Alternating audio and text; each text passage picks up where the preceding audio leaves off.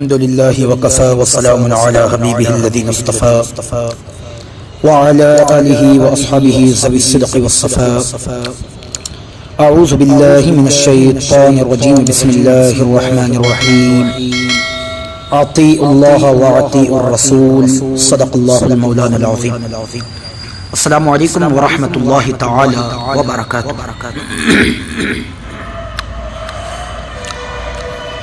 نسائی شریف کی ایک حدیث مبارکہ میرے آنکھوں سے گزری. دوران مطالعہ علامہ امام نسائی رحمۃ اللہ تعالی علیہ جو اپنی سنن نسائی شریف جو آپ نے لکھی ہے، اچانک ایک حدیث مبارکہ پر میری نظر گزری. میں نے چاہا کہ بھئی اس حدیث مبارکہ سے لوگوں کو فائدہ بھی پہنچ جائے اور اہمیت امام کیا ہے اس کا بھی پتہ چل جائے. میں ضروری سمجھتا ہوں کہ کیونکہ حدیث مبارکہ میرے آقا صلی اللہ علیہ وسلم نے ارشاد فرمایا تھا، جب تمہیں کوئی بات معلوم ہو، چاہے تم پڑھنے کے بعد اس چیز کو معلوم کر لے یا کسی سے سننے کے بعد بھی اگر وہ بات تمہیں معلوم ہو جائے، سرکار فرماتے ہیں کہ بلغوا عنی ولو آیہ، اس بات کو، اس حدیث کو آگے ارسال کرو، آگے سینڈ کرو، آگے پہنچاؤ، لوگوں کو سناؤ، لوگوں کو بتاؤ. ٹھیک ہے. اس حدیث پاک کو میں مد نظر رکھتے ہوئے علامہ امام نسائی رحمۃ اللہ تعالی علیہ نے سنن نسائی شریف میں اس حدیث مبارکہ کو لائے ہیں. سنن نسائی شریف ہے، جلد سوم ہے، کتاب بیعت سے متعلق حدیث مبارکہ. امام کی فرما برداری کا یہاں پر حکم دیا جا رہا، کس طرح امام کی جو ہے فرما برداری کی جائے. آج فتنوں کا دور ہے، روافض، خلفائے راشدین اور دیگر اصحاب رسول صلی اللہ علیہ وسلم کی شان میں بک کرتے ہیں.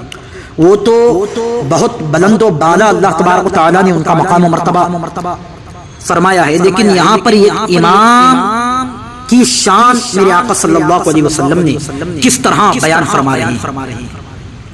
کس طرح ایک امام کی شان بیان کرتے ہوئے حضور پاک صلی اللہ علیہ وسلم نے ارشاد فرما رہے ہیں، اور باقاعدہ امام کی فضیلت کے متعلق بھی جو ہے علامہ امام نسائی شریف میں جو ہے اس حدیث پاک کو لائے ہوئے ہیں. فرماتے ہیں کہ اس کی سند کچھ اس طرح ہے، اخبرنا محمد بن عبد الاعلى قال حدثنا خالد بن قال حدثنا شعبۃ. خیر، یہ جو سند آ رہی ہے، حدیث تو طویل ہے لیکن میں حدیث آپ کے سامنے جو ہے پیش کر رہا ہوں. ٹھیک ہے.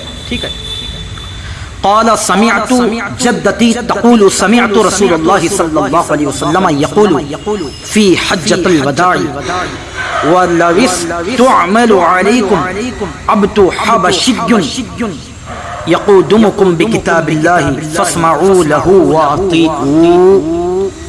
فرماتے ہیں کہ یحییٰ بن حسین کی دادی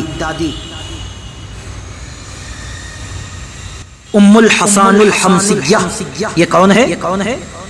یحییٰ بن حسین، سین سے نہیں ہے، صاد سے ہے، کی دادی ام الحمصیہ رضی اللہ تبارک و تعالی عنہا بیان کرتی ہے کہ میں نے رسول اللہ صلی اللہ علیہ وسلم کو حجۃ الوداع میں فرماتے ہوئے سنا، اگر کوئی حبشی غلام بھی تم پر امیر بنا دیا جائے جو تمہیں کتاب اللہ کے مطابق چلائے تو تم اس کی سنو اور اس کی اطاعت کرو، واطیعوا، تم اس کی جو ہے اطاعت کرو. علامہ امام نسائی نے سنن نسائی شریف میں اس کو نقل فرمایا ہے. حدیث نمبر ہے 501. اب 502 میں علامہ امام نسائی نے اس حدیث مبارکہ کو بھی نقل فرماتے ہیں کہ امام کی فرما برداری کرنے کی فضیلت سے متعلق یہاں پر حکم بیان کیا گیا. یعنی فرماتے ہیں کہ اب وہ امام سے مراد کون ہے؟ مسجد کے امام صاحب بھی کیوں نہ ہو.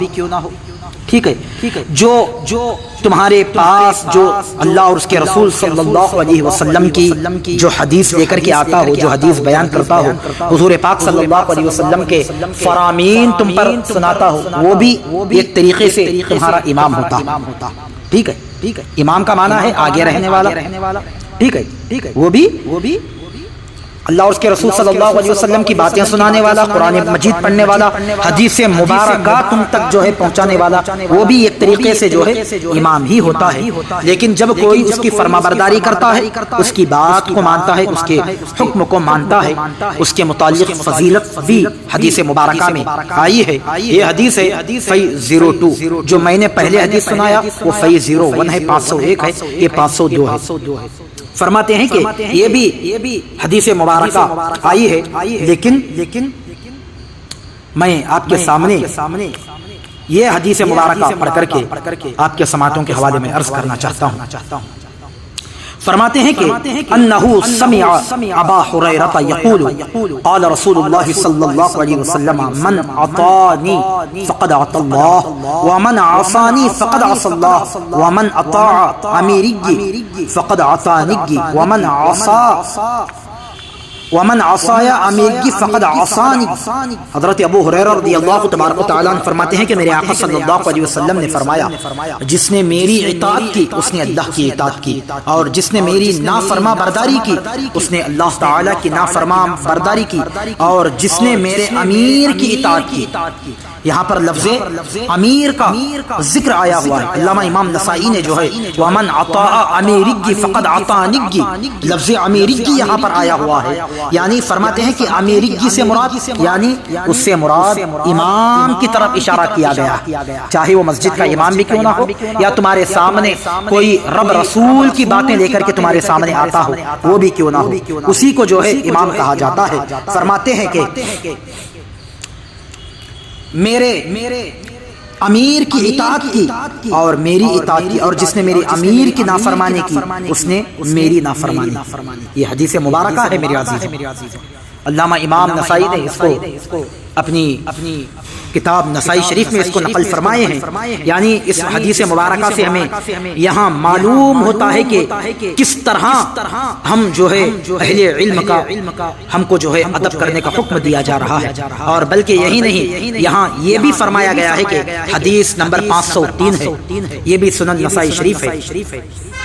فرماتے ہیں کہ جو میں نے حدیث مبارکہ آپ کے سامنے پڑھا، یا ایھا الذین آمنوا اطیعوا اللہ واطیعوا الرسول، یہ آیت مبارکہ کے تحت یہاں پر فرماتے ہیں کہ قال ابن جریج اخبرنی یعلا بن مسلم عن سعید بن جبیر عن ابن عباس یا ایھا الذین آمنوا اطیعوا اللہ واطیعوا الرسول، سورہ نساء آیت 59. قال نزلت فی عبد اللہ بن حذیفہ بن قیس بن عدی بعثہ رسول اللہ صلی اللہ علیہ وسلم فی سریتی. عبداللہ بن عباس رضی اللہ تبارک و تعالیٰ عنہ فرماتے ہیں کہ یا ایھا الذین آمنوا اطیعوا اللہ واطیعوا الرسول، اے لوگوں جو ایمان لائے ہو ان کی اطاعت کرو اور رسول صلی اللہ علیہ وسلم کی اطاعت کرو.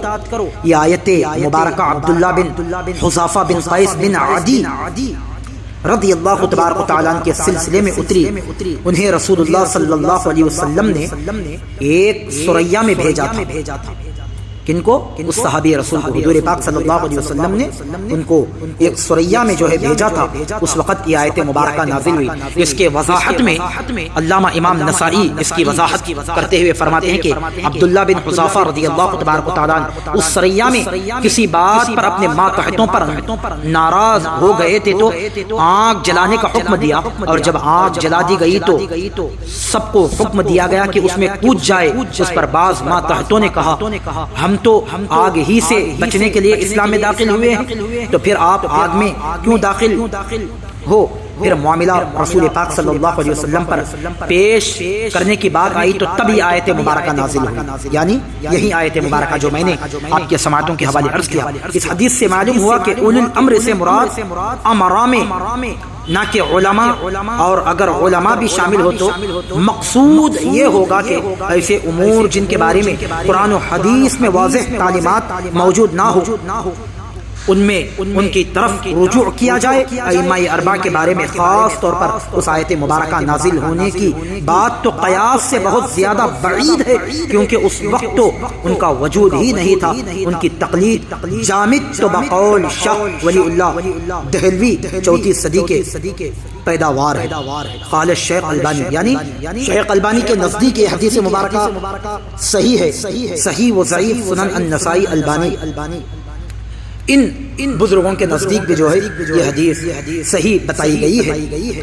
یعنی اس حدیث مبارکہ سے ہمیں یہ پتہ چلتا ہے کہ اولی الامر سے مراد بھی یہاں پر ہمیں بتایا گیا ہے، اور علماء اور امام کی شان کیا ہے اس حدیث مبارکہ میں ہمیں یہ بتایا گیا ہے۔ ہمیں چاہیے کہ جو اہل علم ہمارے سامنے ہوتے ہیں، چاہے ائمہ مساجد بھی کیوں نہ ہو، چاہے وہ رب رسول کی باتیں سنانے والے بھی کیوں نہ ہو، ہمیں چاہیے کہ ان کا ادب کیا جائے، ان کی تعظیم کی جائے، ان کی بات کو مانا جائے، ان کی فرما برداری کی جائے، جیسا کہ حدیث مبارکہ میں نے آپ کے سماعتوں کے حوالے پڑھ کر کے سنایا۔ رب کعبہ ہمیں اس پر عمل پیرا ہونے کی توفیق عطا فرمائے۔ صلی اللہ علیہ خیر خلقہ نور ارشی محمد وعلیہ وصحبہ اجمعین۔